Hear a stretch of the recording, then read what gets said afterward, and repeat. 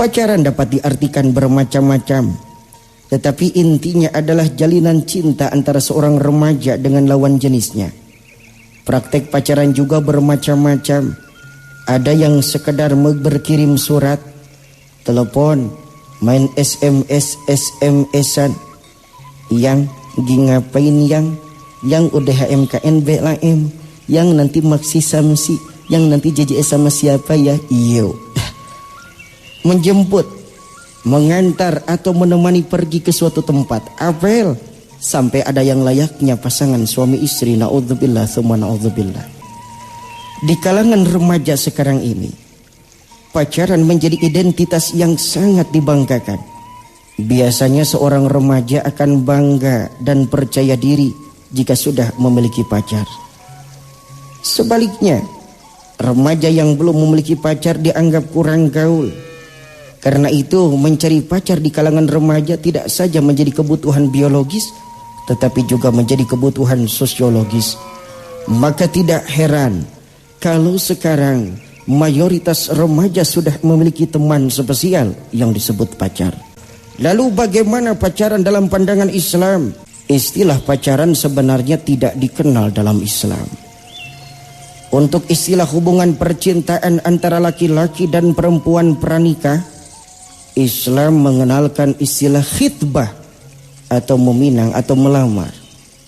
Ketika seorang laki-laki menyukai seorang perempuan, maka ia harus mengkhitbahnya dengan maksud akan menikahinya pada waktu dekat.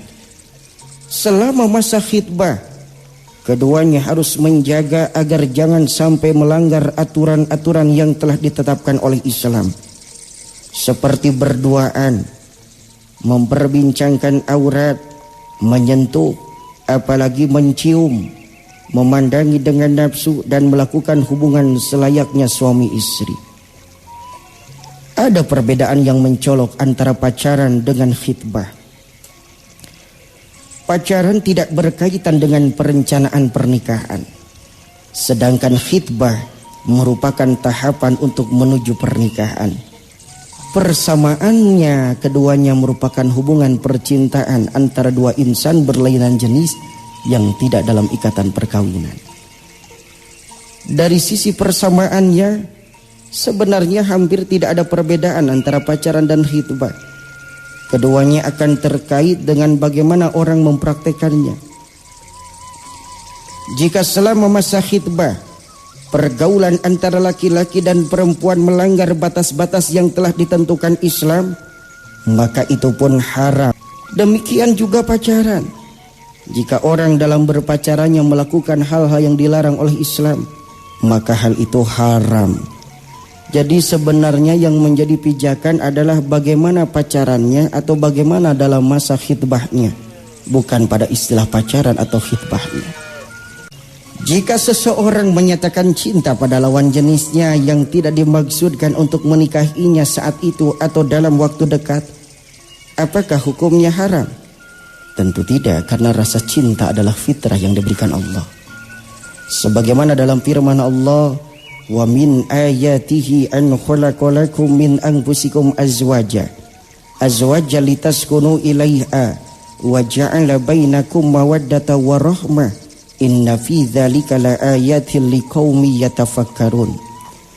Dan di antara tanda-tanda kekuasaannya adalah Dia menciptakan untukmu istri-istri dari jenismu sendiri, supaya kamu cenderung dan merasa tentram kepadanya, dan dijadikannya di antaramu rasa kasih dan sayang.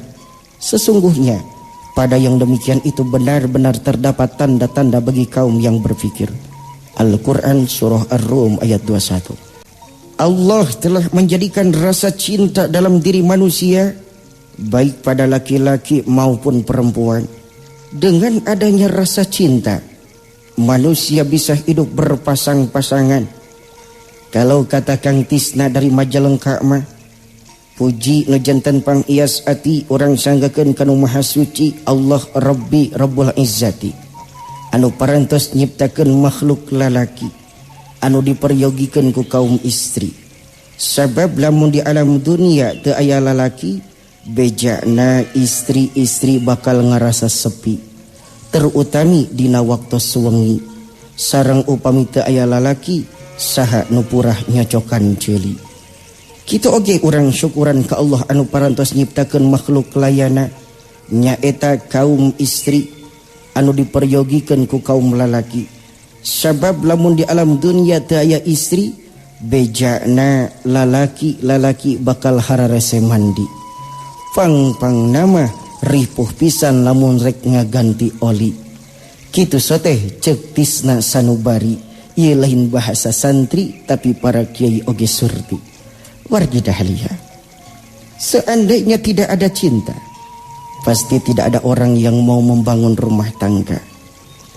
Seperti halnya hewan, mereka memiliki insting seksualitas tetapi tidak memiliki rasa cinta, sehingga setiap kali bisa berganti pasangan. Hewan tidak membangun rumah tangga. Menyatakan cinta sebagai kejujuran hati tidak bertentangan dengan syariat Islam. Karena tidak ada satupun ayat atau hadis yang secara eksplisit atau implisit melarangnya. Islam hanya memberikan batasan-batasan antara yang boleh dan yang tidak boleh dalam hubungan laki-laki dan perempuan yang bukan suami istri. Kalau yang belum nikah, wayahna jaga pergaulan, jaga ulah mentang-mentang jauh ti kolot. Jangan mentang-mentang nyokap bokap jauh, kita hidup di kos, hidup di asrama, lantas seenaknya kita berbuat. Kagak boleh begitu ya. Di antara batasan-batasan tersebut ialah pertama, tidak melakukan perbuatan yang dapat mengarahkan kepada zina. Allah Subhanahu wa taala berfirman di dalam Al-Qur'an surah Al-Isra ayat 32, A'udzubillahi minasyaitonir rajim. Wala taqrabuz zina innahu kana fahisyatan wa sa'a sabila. Dan janganlah kamu mendekati zina. Sesungguhnya zina itu adalah suatu perbuatan yang keji dan suatu jalan yang buruk. Maksud ayat ini, janganlah melakukan perbuatan-perbuatan yang bisa menjerumuskan pada perbuatan zina. Di antara perbuatan tersebut seperti berdua-duaan dengan lawan jenis di tempat yang sepi, bersentuhan termasuk bergandengan tangan, berciuman dan lain sebagainya. Memang pertamanya pegangan tangan, mau jajan bakso aja ke depan berdua, nggak mau berpisah, kata ceweknya aa antosan aa, cowoknya duluan ceweknya belakangan. Ceweknya terpeleset jatuh, obis. Kata cowoknya pertama pegangan tangan, lalu sudah pegangan tangan mulai berani dry kissing sun kering, mulai berani wet kissing sun basah, akhirnya kadituna tepeting, kadituna ting-ting, akhirnya bunting. Makanya sekarang banyak cewek yang cendol di kalapaan, gundal gendol bapaan. Ini ya, apalagi ini baru anak-anak baru SMP SMA aja kalau pulang sekolah, bila pulang sekolah selalu jalan berdua. Ini apa-apaan ini. Lalu yang kedua, tidak menyentuh perempuan yang bukan mahramnya. Rasulullah sallallahu alaihi wasallam bersabda, lebih baik memegang besi yang panas daripada memegang atau meraba perempuan yang bukan istrinya, kalau ia tahu akan berat siksaannya. Hati-hati, ulah sacepeng-cepeng nak lamun lain cepengeunana, ulah satoel-toel nak lamun lain toeleunana. Wayah, nah di situ. Lalu yang ketiga, tidak berduaan dengan lawan jenis yang bukan mahramnya. Dilarang laki dan perempuan yang bukan mahram untuk berdua-duaan. Nabi Shallallahu Alaihi Wasallam bersabda, barang siapa yang beriman kepada Allah dan hari akhir, maka jangan sekali-kali dia bersendirian dengan seorang perempuan yang tidak bersama mahramnya, karena yang ketiganya adalah setan. Hadis riwayat Ahmad. Nabi juga bersabda, jangan sekali-kali salah seorang di antaramu menyendiri dengan seorang perempuan kecuali bersama mahramnya. Dalam hal ini termasuk juga dengan ipar. Ada seorang Ansor bertanya kepada Nabi, bagaimana pendapatmu tentang ipar? Nabi menjawab, bersendirian dengan ipar sama dengan menjumpai mati. Hadis riwayat Bukhari. Wargi dahlia dimanapun wargi berada. Lalu yang keempat harus menjaga mata atau pandangan. Ghaddul basar, tundukan. Jadi mesti menundukkan itu. Sebab mata itu kuncinya hati. Dan pandangan itu pengutus fitnah yang sering membawa kepada perbuatan zina. Oleh karena itu Allah Subhanahu wa ta'ala berfirman dalam Al-Quran surah An-Nur ayat 30-31. Katakanlah kepada laki-laki mukmin, hendaklah mereka memalingkan pandangan mereka dari yang haram dan menjaga kehormatan mereka. Dan katakanlah kepada kaum wanita, hendaklah mereka meredupkan mata mereka dari yang haram dan menjaga kehormatan mereka. Yang dimaksudkan menundukkan pandangan yaitu menjaga pandangan. Tidak melepaskan pandangan begitu saja, apalagi memandangi lawan jenis penuh dengan gelora nafsu. Kita hanya dibolehkan memandang lawan jenis seperlunya saja. Tidak boleh berlebihan. Rasulullah sallallahu alaihi wasallam bersabda, "Hai Ali, jangan sampai pandangan yang satu mengikuti pandangan lainnya. Kamu hanya boleh pada pandangan pertama. Adapun yang berikutnya tidak boleh." Hadis riwayat Abu Dawud dan Tirmidzi. Pandangan liar kepada lawan jenis dianggap Rasulullah sebagai perbuatan zina. Dua mata itu bisa berzina dan berzinahnya itu melihat. Hadis riwayat Bukhari. Dinamakan berzina karena dalam memandangnya mendatangkan kesenangan seksualitas dengan jalan yang tidak dibenarkan syariat. Lalu yang kelima, menutup aurat.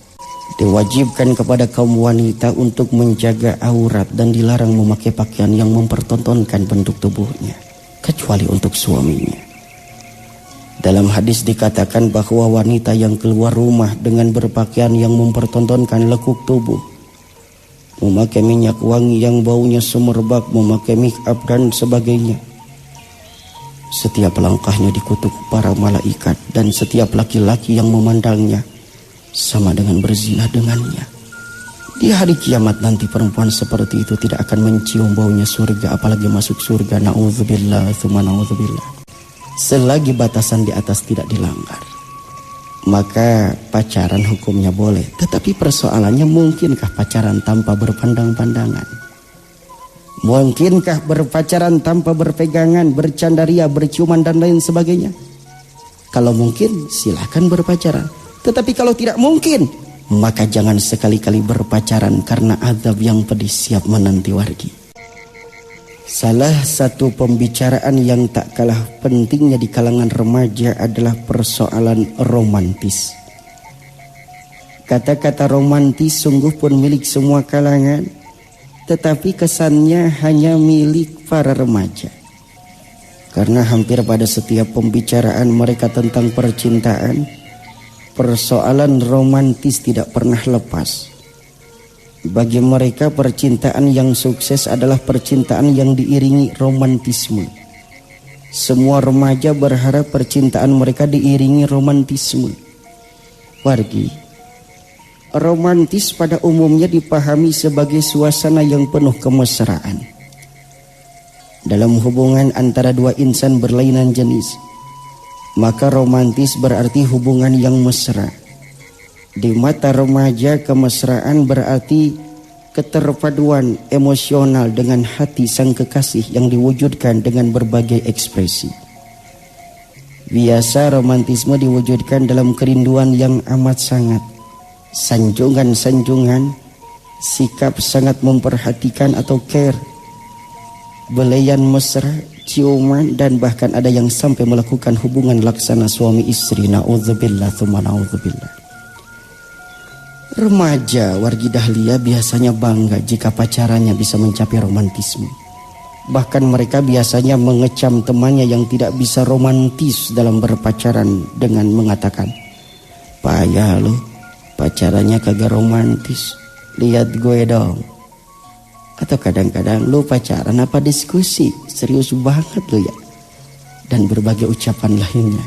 Seakan-akan kalau pacaran tidak romantis itu kuno, desok, orang desa atau ketinggalan zaman. Karena pandangan ini para remaja berusaha semaksimal mungkin mencapai romantisme dalam berpacaran. Sampai-sampai banyak terjadi hamil di luar nikah dan aborsi. Benarkah demikian? Tentu tidak, warga dahlia. Karena romantisme semacam itu hanya milik orang-orang yang sudah menjalin hubungan suami istri.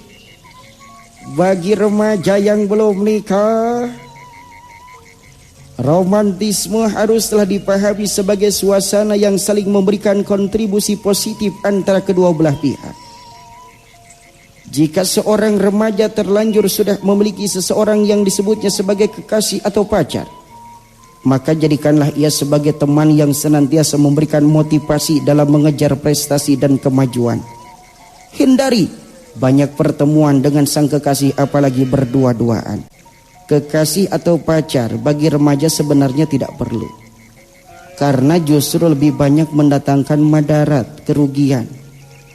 Apalagi kalau pulus lagi bokeh, liur sampai ke jang bensin acan, jangan nginjam ka ditu hese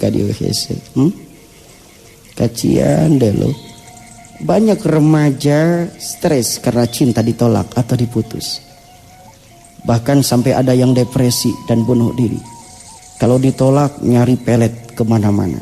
Setiap ada cewek yang cantik lewat ditiup, wah, parapat gerai lompat. Gerak ke Garut meli kupat, gerak ke Bandung meli barugat kari lompat di Soledad. Puah, batu turun ke Sikenai kala patonggohnana aing purun maneh daek sarua bogohnana. Puah, tilurus usap ketut dihandap usap sapatu. Di tengah nu siga mutu sageri surutu, lamun keur teu siga batu, lamun keur leuleus siga tambusu, ngan nikmatna kunataku, bejana ibu-ibu lamun teu manggih nu kitu sobat saminggu, sok mulu kusunu. Anger we awewe geus dibacakeun kieu teu ngaliuk, anger we lempeng.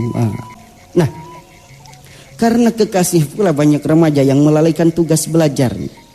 Mereka terpana dengan kenikmatan berpacaran dan indahnya bercinta, sehingga banyak remaja yang gagal di tengah jalan akibat percintaan. Perjalanan yang masih panjang disudahinya hanya disebabkan keterpanaan dengan indahnya asmara.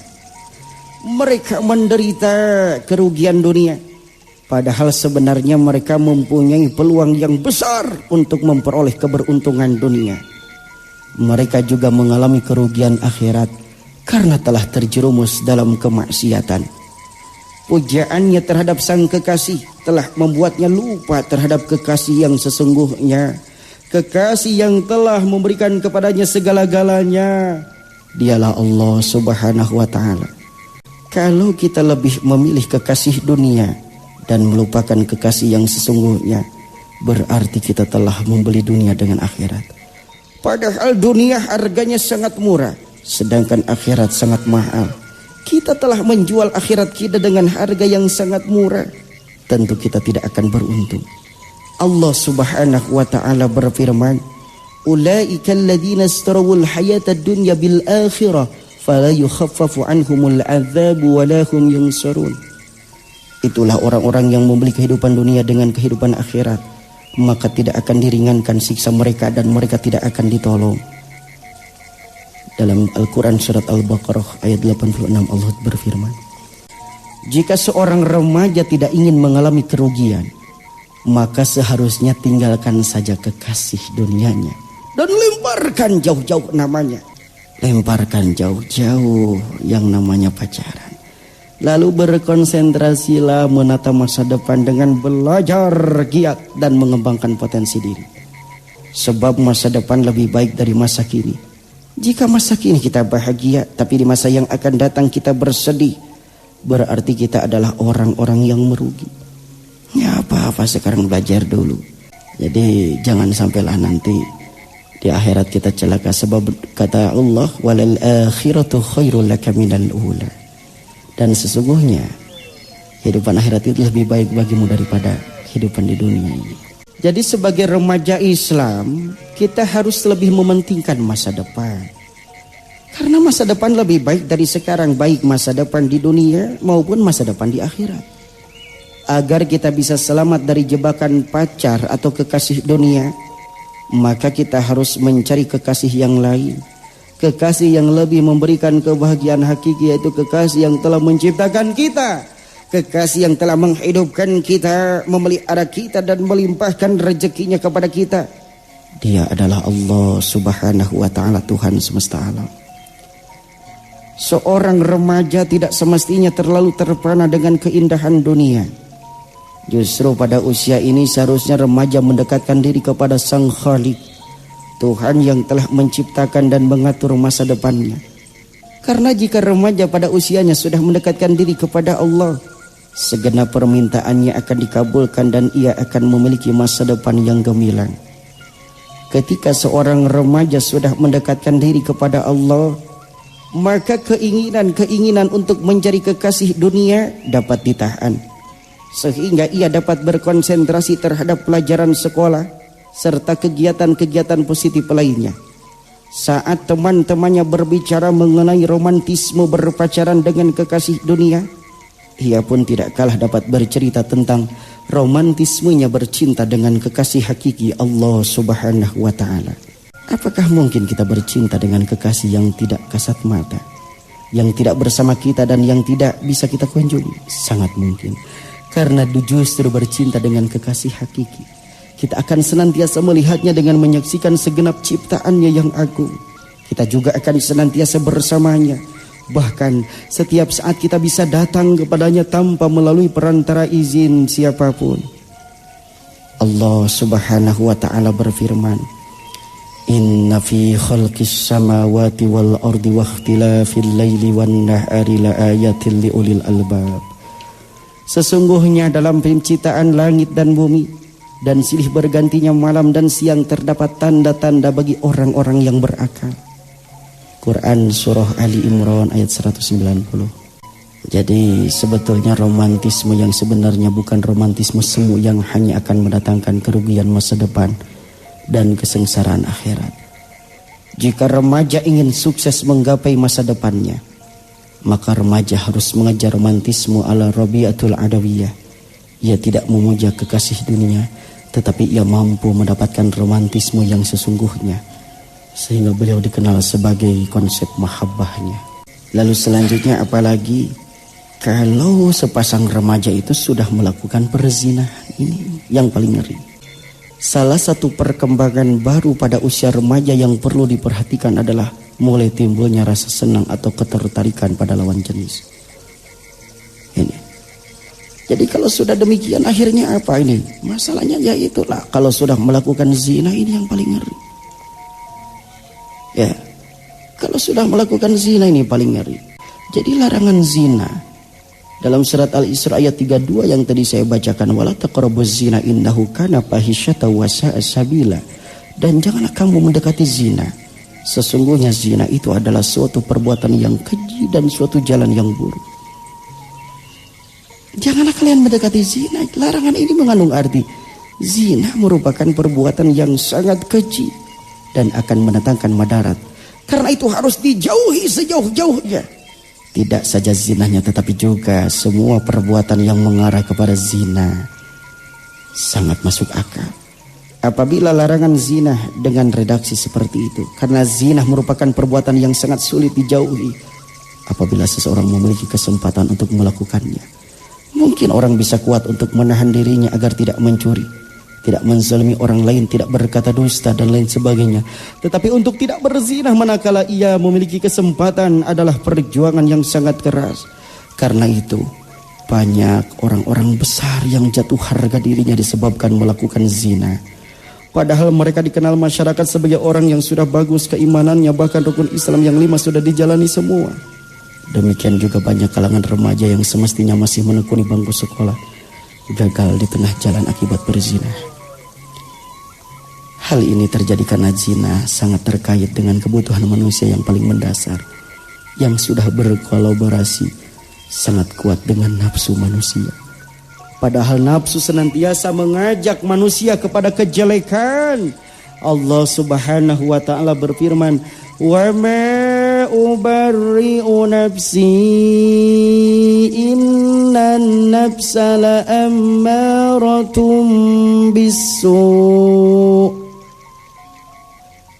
innan nafsa la'ammaratun bisu' illa ma rahima rabbi inna rabbi ghafurur rahim.